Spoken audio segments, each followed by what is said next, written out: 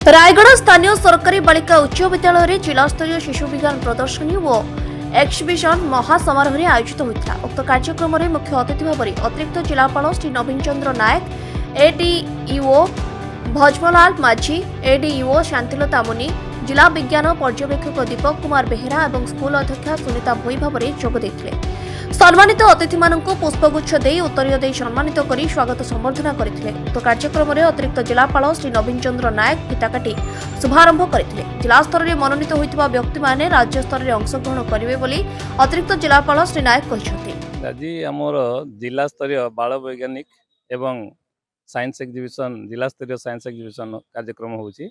तो यही परिप्रेक्षी आमर सबू 11टा ब्लॉक रु जो स्कूल रो पिला माने ई प्रोजेक्ट माध्यम रे सिलेक्ट होती से माने जिला स्तर को आछंती एवं यही जिला स्तर रे तांकर प्रोजेक्ट सबू तांकर प्रतिपादन करेबे देखिबे एवं तांक भितर जे सिलेक्ट हेबो से माने राज्य स्तर को जोटा ए वर्ष हमर अछि केउझरे सेठी जिबे तांकर प्रदर्शन देखिबा पई।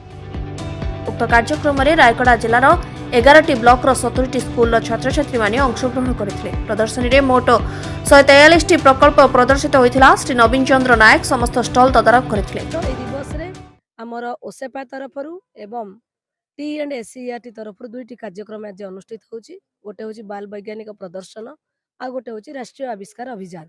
बाल वैज्ञानिक प्रदर्शन रे छात्र छात्री मानकु 7टी थीम जता हेल्थ हैला, ग्रीन एनर्जी हैला, सस्टेनेबल डेवलपमेंट हैला, ए सब विषय रे 7टी थीम दिया जाइतिला एवं प्रत्येक थीम रु प्रति ब्लॉक रु जणे जणे हिसाब रे राष्ट्रीय आविष्कार बाल वैज्ञानिक प्रदर्शन रे 7 जण छात्र छात्री आसीचंदी।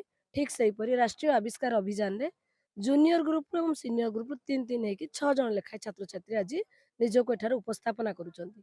ए कार्यक्रम रे अंशग्रहण करितबा अतिथि माने छात्र छात्री मानकु आमे जेउठाकू जाई नूतन जिनिस शिखिबा को परामर्श देथिले।